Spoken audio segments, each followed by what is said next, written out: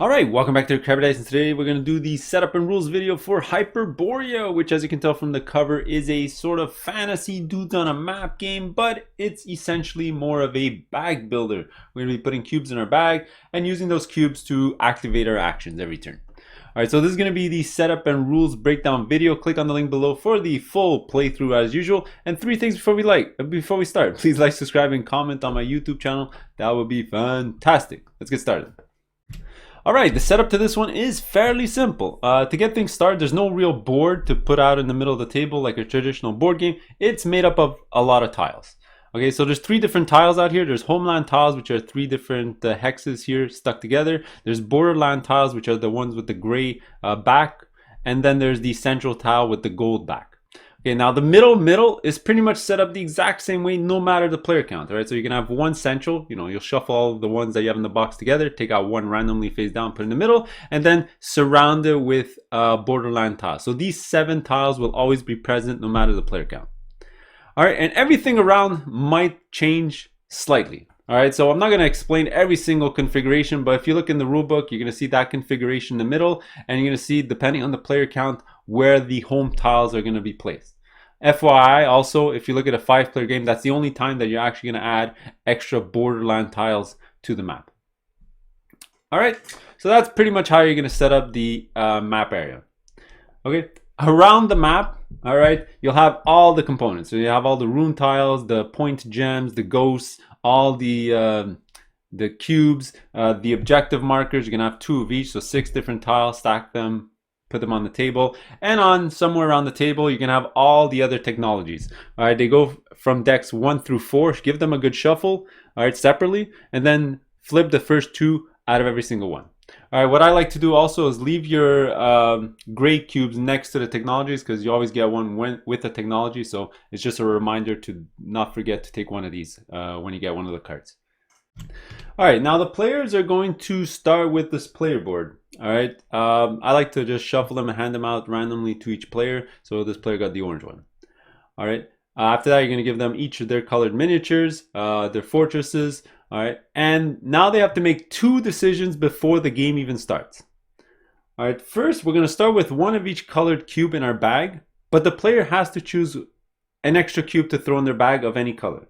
So for example, let's just say this player wants to start with an extra purple. He'll take all these cubes and then add it to his bag.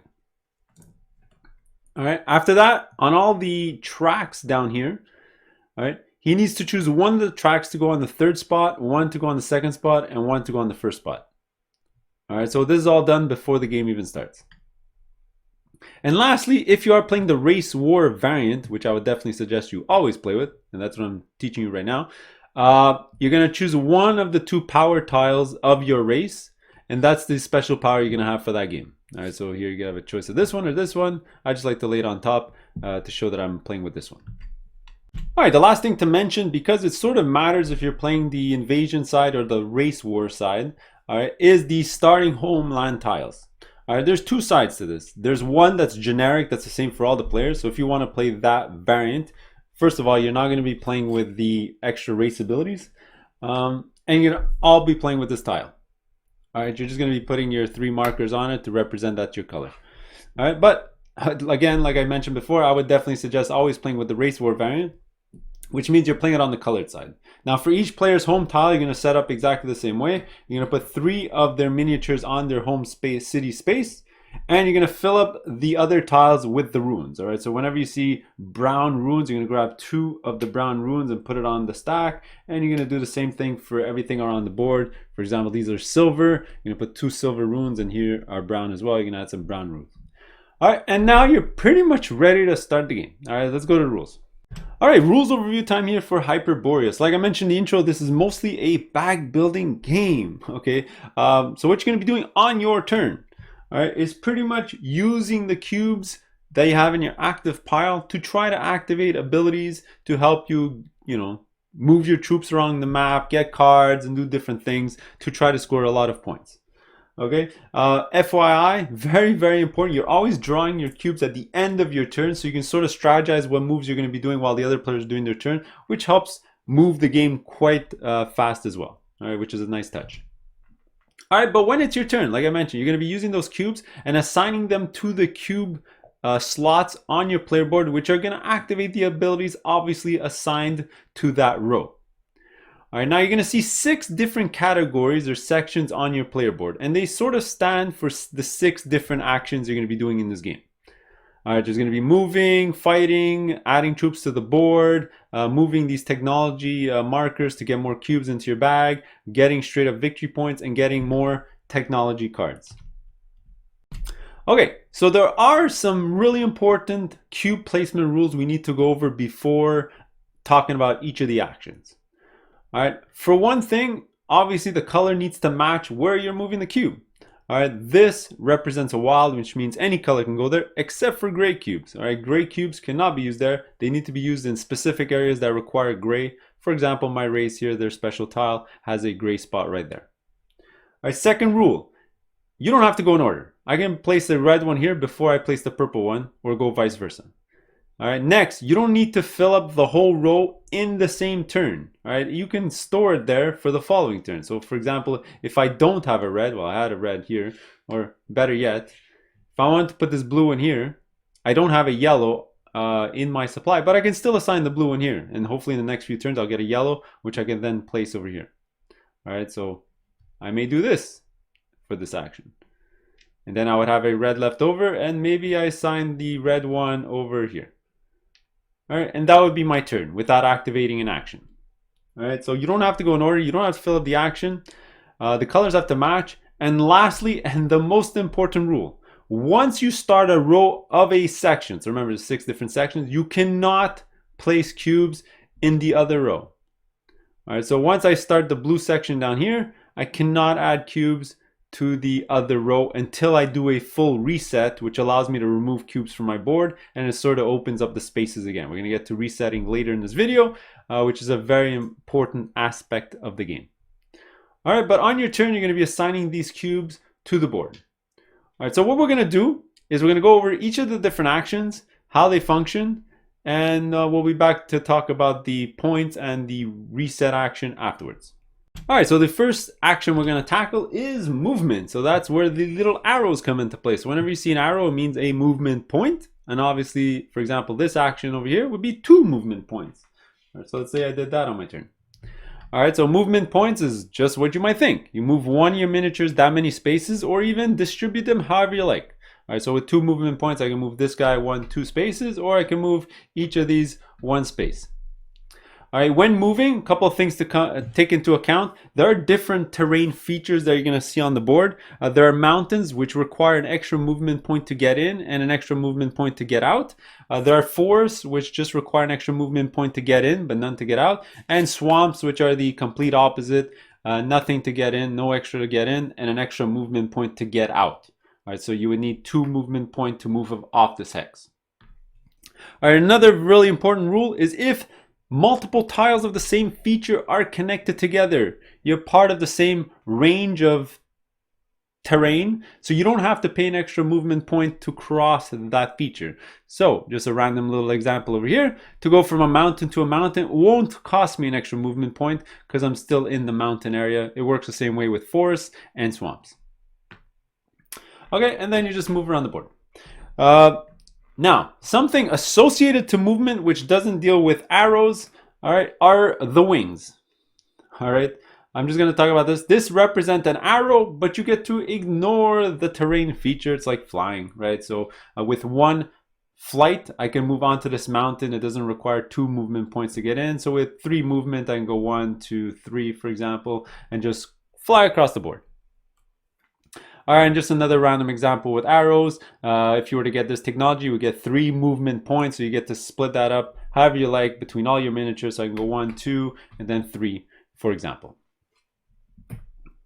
All right, another topic related to movement is the discovery of the face down tiles. Okay, so whenever you move a miniature next to a tile that's undiscovered, so face down, you're gonna flip it over.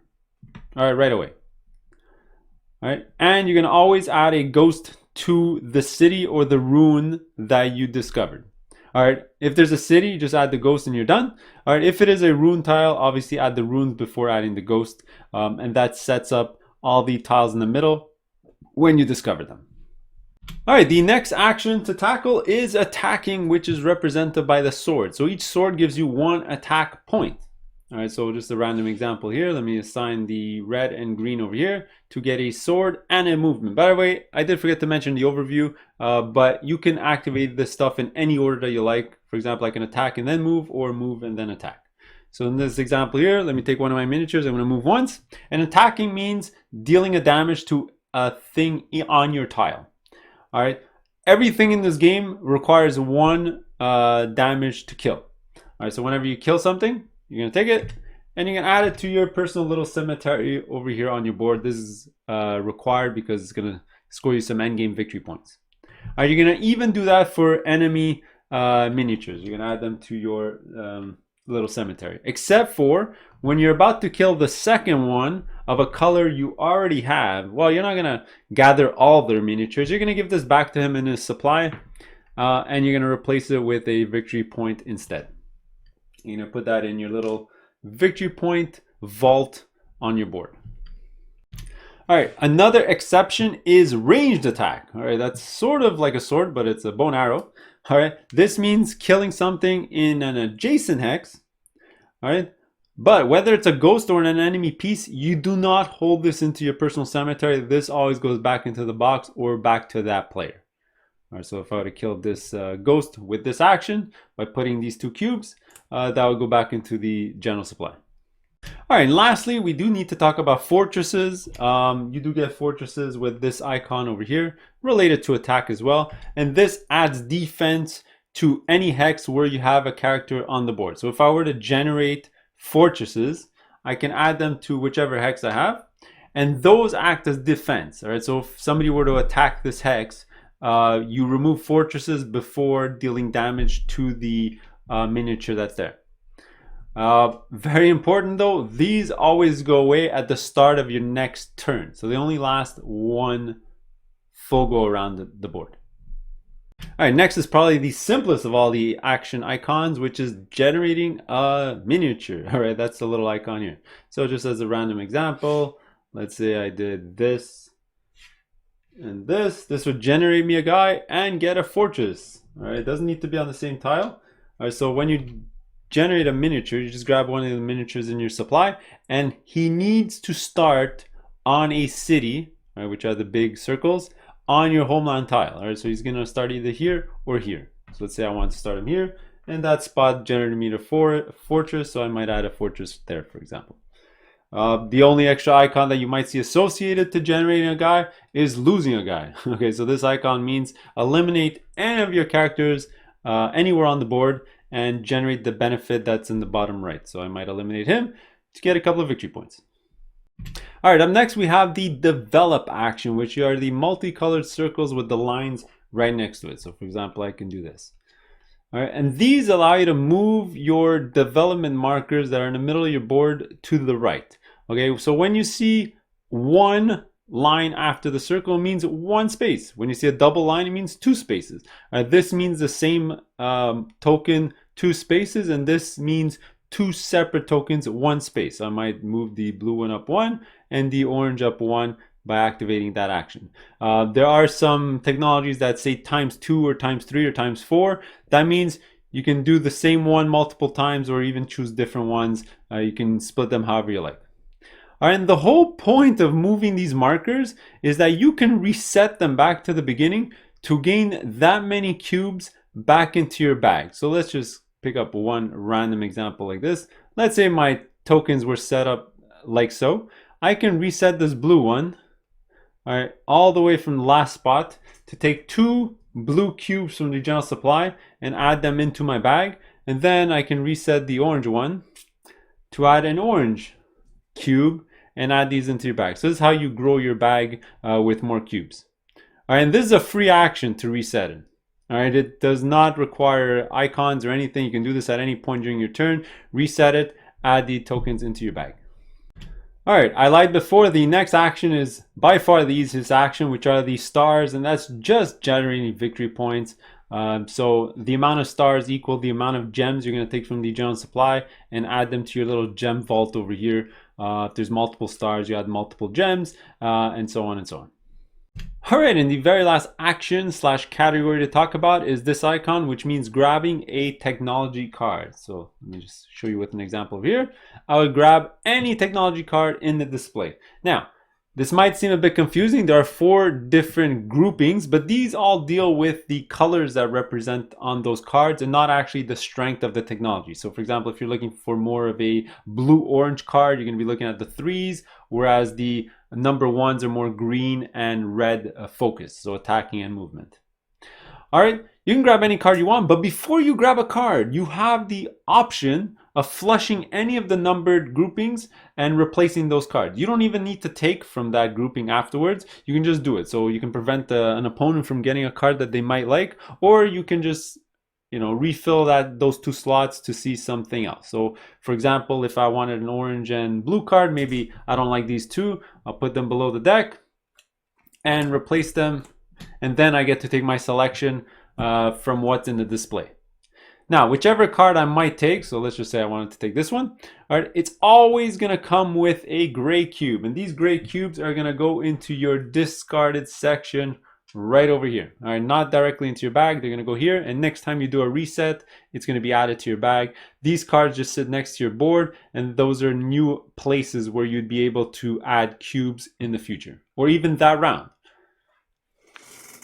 All right, related to technologies, there might be some new icons that you might encounter in those decks. All right, so whenever you see the arrow, it means whenever you gain what's on the left, you're also going to gain what's on the right. So these 2 are very simple. Whenever you gain a victory point, you get an extra victory point, and whenever you move, you get an extra movement point. All right, whenever you see the equal sign, is you replace what's on the left with what's on the right. So this random example here is whenever you gain a guy, instead of having to start in your main 2 cities, you can generate them anywhere that you already have a guy. All right, and whenever you see this black sort of marker around the icon, it means all your neighbors also gain that benefit. All right, so here for trade commodities, I would gain 2 victory points and all my neighbors would get 1 victory point. All right, this one here, which is declining kingdoms, is all my neighbors would get a gray cube. All right, and by neighbors, it means anyone adjacent to any of your hexes that you have a dude on the board. All right, so we talked about all the main actions which require cubes up to this point, but there are a couple of free actions you'll always be able to do on your turn that don't require any cubes. All right, the first, which we already talked about during the development action, is moving these development markers down to the beginning to add cubes into your bag. All right, so 1 or 2 cubes. All right, the other 2 options relate to your miniatures out onto the main game board. All right, the first thing is you can activate a city by moving a miniature that you have on the same hex as a city into that city. All right, first that's going to lock that miniature, so you won't be able to move again until you do a reset, and you can't add more miniatures into that city once there's a miniature in that city. All right, we're going to talk about reset in the next following section. All right, you're also going to gain the benefits of that city. So this one here, for example, gives me a movement point and a couple of development notch updates. This one, for example, I can get a movement and a development movement point. All right, and you can activate as many as you like during your turn, so you can activate 1 to 5 different cities on your turn. All right, but remember, they're going to be locked into the city until you do a reset. All right, the other option is very similar to cities, is ruins. All right, the same exact thing. If there's a ruin available, you can lock your guy into a ruin. Again, he's going to stay in there till you do a reset. You're going to take the first available ruin, and you're going to keep this in your play area. You can use these right away. You can save them for future use. Very important though, you can only carry over 1 from turn to turn. So if you're getting your second one, might as well use up 1, or else you're just going to lose it. And these do various things: add cubes to your bag, let you draw extra cubes from your bag, get rid of gray cubes, give you free guys, just a ton of different effects. All right, and the last real rules thing to talk about in this video is whatever happens when your bag is empty. That means at the end of your turn, you're gonna go into a reset phase, which is an important concept in the game, because if you ever have 1 cube left in your bag, well, you're not gonna do a reset. You're gonna add that 1 cube to your active area, which means next turn, you're only gonna have 1 cube to work with. All right, what we're talking about is really when your bag is empty. All right, so when that happens, you're gonna do 3 things. All right, first, all your miniatures on the board get unlocked. So whether they're in cities or in ruins, you're gonna move them off those spaces. All right, next, you're going to go to your player board and your technology cards, and you're going to add cubes back into your bag. All right, so for the actions that you've performed, those ones, so full area slots, you're going to add for sure back into your bag. So just random example here, these two I'm going to add back, and these two I'm going to add back because they were completed actions. All right, if I had any cards as well that were completed, those will get thrown in back into the bag. Optionally, you can throw back into the bag any other cubes you might have on your boards or technology cards. All right, so I can add this back into the bag if I want, or the ones that have not been fulfilled, you can leave them on your board. All right, so for these two cubes, I can either throw them back in the bag or leave them on my board.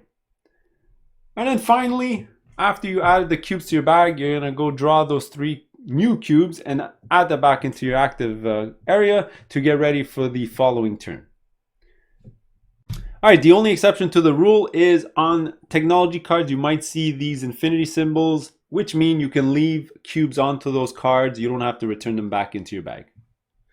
All right, so those are pretty much all the rules to get started here with Hyperborea. So you're going to be doing an action on your turn. When you're done, resetting or grabbing cubes from your bag, it's going to go on to the next player. They're going to do their action, and so on and so on. You're just going to keep looping around the table over and over again. Nothing ever happens in between players' turns or the end of rounds or all that stuff. So you're just going to keep going until the end game is triggered.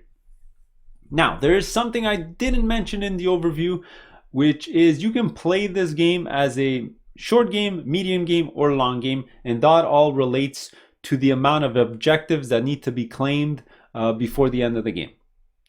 All right, so let's look at these objectives. Now this tile represents, the one with the little gem symbol, means that somebody has 12 gems in their personal supply.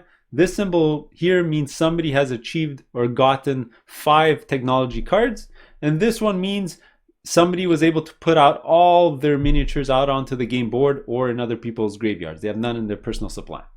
All right, that's how you get these objectives.